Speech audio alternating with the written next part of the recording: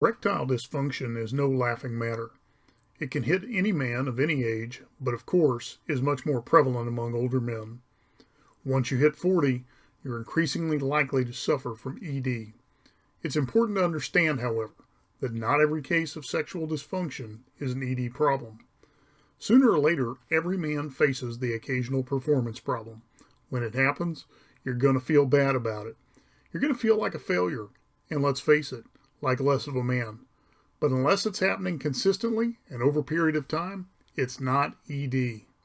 Here are some more common causes of erectile dysfunction: diet, exercise, and lifestyle. The sad truth is that in a significant number of cases, erectile dysfunction is a condition we bring upon ourselves. Even when these things aren't the outright cause of ED, they're almost certain to be contributing factors that make your condition worse. This is a big, expansive category that covers a lot of ground, but in a nutshell, here's what you need to know.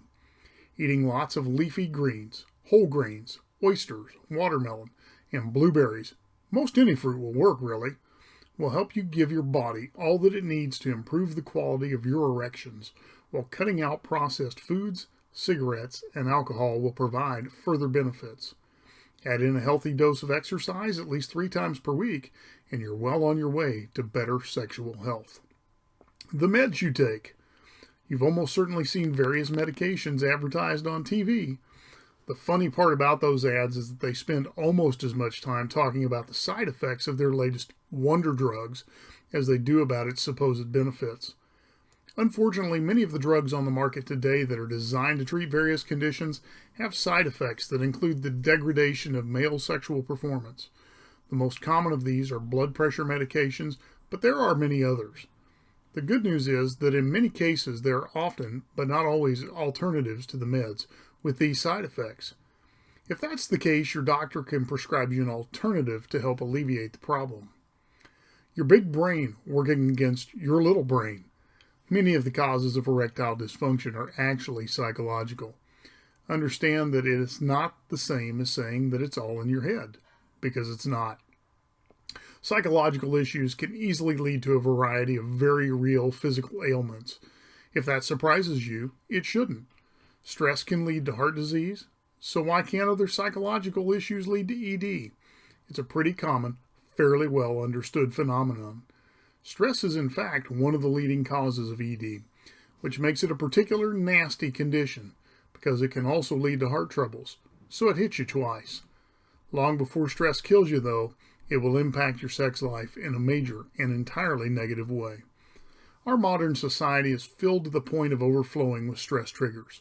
We work too many hours, we don't take enough vacations, and even when we do, we tend to bring our work with us, thanks to the advent of the smartphone, which is both a blessing and a curse. Yes, let us keep in touch with friends and families, no matter where we are in the world. But it also means that we have the tendency to never unplug. We need that. We need time to decompress and relax. Sure, you can run at top speed for a while, but if you do it too long, you'll burn yourself out. If you keep going much beyond that, your problems will only worsen with time. Why would you want to do that to yourself? It simply makes no sense. Depression. Depression is another common cause of ED. And let's face it, when you're depressed, sex is about the last thing you're thinking of. Stress is a particular nasty cause of ED because most of the antidepressant medicines available only make ED worse.